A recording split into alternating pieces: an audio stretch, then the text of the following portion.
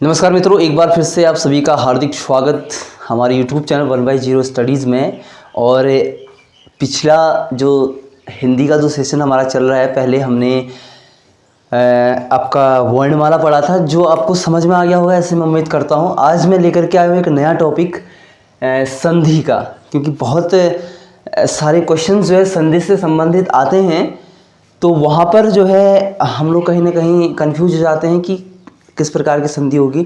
और प्रतियोगिता परीक्षाओं की तैयारी के साथ साथ ही उन बच्चों के लिए भी बहुत महत्वपूर्ण होने वाला है जो कि हिंदी के विद्यार्थी हैं, किसी भी कक्षाओं के या फिर कहीं पर भी हों। हिंदी के जो विद्यार्थी हैं उनके लिए बहुत ज़रूरी है संधि। तो देखो, संधि क्या होती है, सबसे पहले हम देखते हैं कि संधि क्या होती है। तो बात करते हैं सरल भाषा में। तो दो समीपवर्ती जो वर्ण होते हैं, दो समीपवर्ती, ध्यान से मेरी बातों को सुनना, दो समीपवर्ती, मैंने कहा दो समीपवर्ती वर्णों का, दो समीपवर्ती वर्णों का जब मेल होता है, ठीक हो गया। मैंने क्या कहा, मैं अलग अलग लिख रहा हूं, आपको समझ में आ रहा होगा मैं क्या कहना चाह रहा हूं कि दो समीपवर्ती वर्णों का जब मेल होता है, तब मेल होने के बाद जो विकार होता है, ठीक हो गया।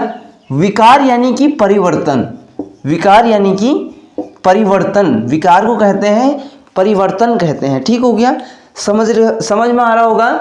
तो इसकी डेफिनेशन ये बन सकती है कि जब दो समीपवर्ती वर्णों का विकार होता है, उनके मेल से जो विकार होता है वो क्या कहलाता है, संधि कहलाता है। ठीक है, ठीक है बच्चे, समझ में आ रहा होगा आप लोगों के कि संधि किसे हम लोग कह सकते हैं।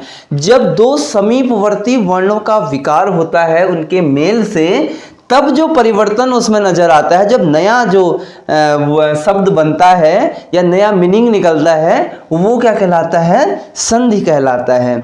ठीक हो गया, आई बात समझ में। तो सब इसका एग्जाम्पल हम लोग देख लेते हैं, एग्जाम्पल देख लेते हैं। जैसे हम कहते हैं देवधन आलय, देवधन आलय, ठीक है। यहां पर देखिए दो कहीं ना कहीं दो वर्ण हैं, देव और आलय, ठीक हो गया। दो चीजें हैं, इनमें जो है अभी तो ये क्या है, अलग अलग है, ठीक है। तो अगर इनका जब मेल होगा, इनका जब मेल होगा तो ये क्या बन जाएगा आपका, देवालय, ये बन जाएगा आपका देवालय। तो देवधन आलय बराबर देवालय। जब दो समीपवर्ती वर्णों का मेल हुआ और जो विकार उत्पन्न हुआ, यही क्या कहलाता है, ये आपका कहलाता है संधि कहलाता है। ठीक है, तो आप समझ में आ गए हो गया कि संधि हम लोग किसे कहते हैं। तो आप लोग अपने स्तर से डेफिनेशन तैयार कर सकते हैं, ठीक हो गया। बस आपको कॉन्सेप्ट समझना है, रटने की जरूरत बिल्कुल नहीं है आपको, बस कॉन्सेप्ट समझिए और एक कहानी के तहत याद कीजिए, तब आपको बहुत बढ़िया तरीके से याद होगा। तो एक चीज तो होती है संधि और दूसरी चीज होती है संधि विच्छेद। संधि विच्छेद दो चीजें हैं, एक होता है संधि और एक होता है संधि विच्छेद, ठीक है। तो जब देखो, सबसे पहले तो संधि की बात मैंने की कि दो समीपवर्ती वर्णों का जब मेल होता है, उसमें जो विकार उत्पन्न होता है वो क्या होता है, संधि होता है। अब जब उस एक शब्द को हम दो भागों में तोड़ते हैं तो वो क्या कहलाएगा, संधि विच्छेद कहलाएगा। ठीक है, जैसे हम बात करते हैं परीक्षार्थी की, ठीक है, परीक्षार्थी की बात करते हैं, क्या है, एक वर्ण, पूरा एक शब्द है, ठीक है। तो अगर मैं इसको तोड़ दूं, जब मैं इसको तोड़ दूं, मैं कहूं कि परीक्षाधन अर्थी, परीक्षाधन अर्थी, ठीक है, परीक्षाधन अर्थी।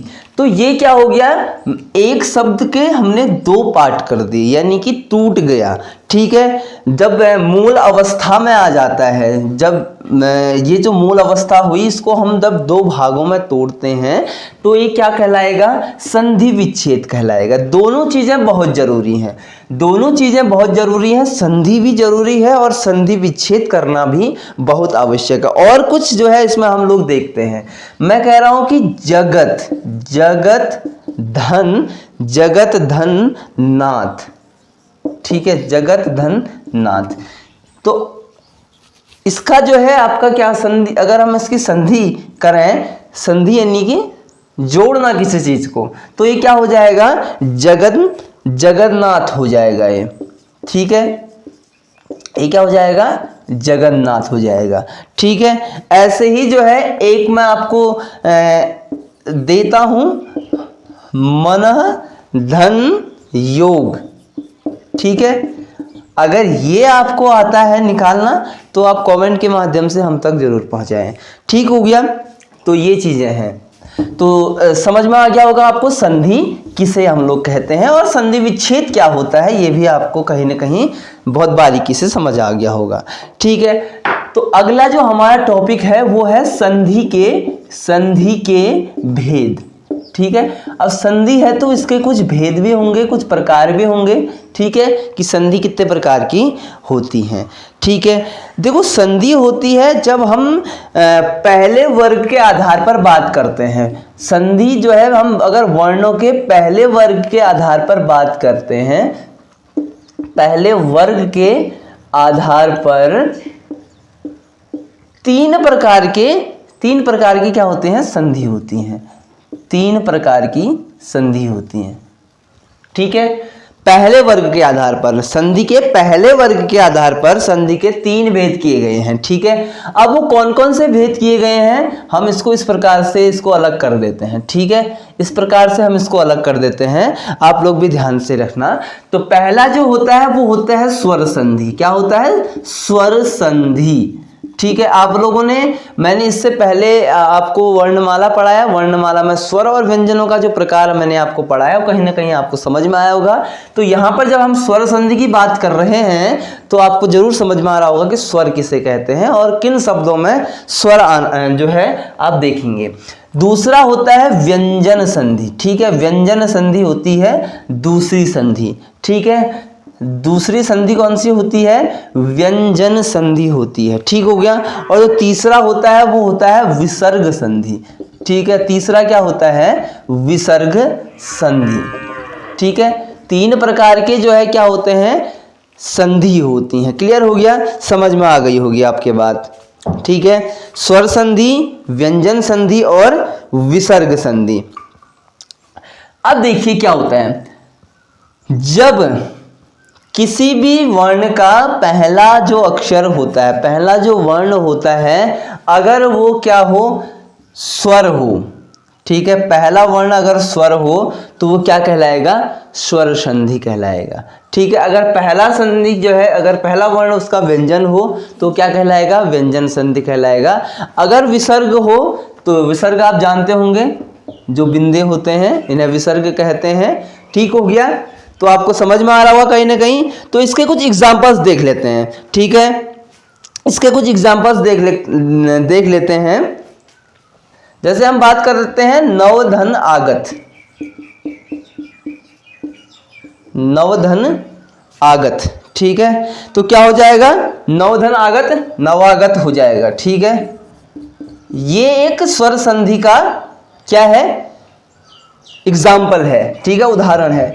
अब देखो इसका जो पहला जो वर्ण है, ये जो वो दिख रहा है आपको, और यहां से जो आ दिख रहा है, ये क्या है, स्वर है। ठीक है, तो पहला जो हमारा वर्ण है वो क्या है, स्वर है। तो इसलिए ये क्या है, स्वर संधि का एक उदाहरण है। ठीक है, ऐसे ही व्यंजन संधि का देखते हैं। व्यंजन संधि में क्या होता है आपका, व्यंजन संधि में क्या होता है आपका, पहला जो वर्ण है वो स्वर होता है।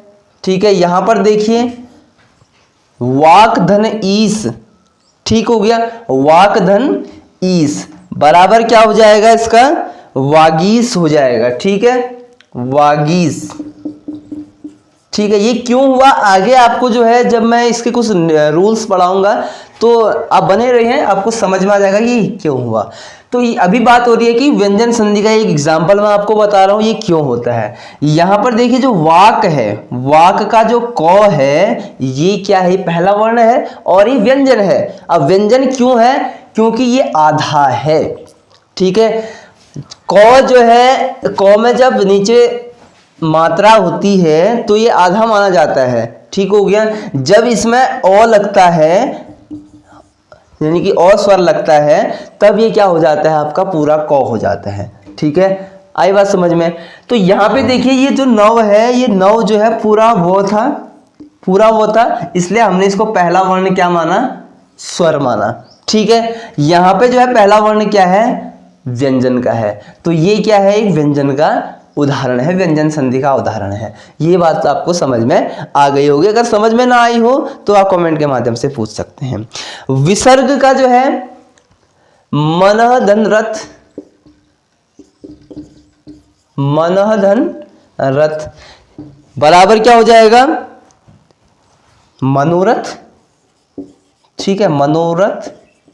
ठीक है, अब यहां पर देखिए विसर्ग संधि के एग्जाम्पल में मैंने मनः धन रथ लिखा, तो मैंने अभी बताया कि जो बिंदे जैसे आप लोग देखते हैं किसी भी वर्ण के आगे, तो ये क्या होते हैं, विसर्ग होते हैं। तो ये क्या है, विसर्ग है। तो विसर्ग संधि का एग्जाम्पल है मनः धन रथ। ठीक है, तो आपको समझ में आ गया कि पहले वर्ग के आधार पर मैंने जो डिस्ट्रीब्यूट किए थे तीन वर्ण, तीन संधि, स्वर संधि, व्यंजन संधि और विसर्ग संधि, ये आपको समझ में आ गए होंगे, बहुत बारीकी से आ गए होंगे।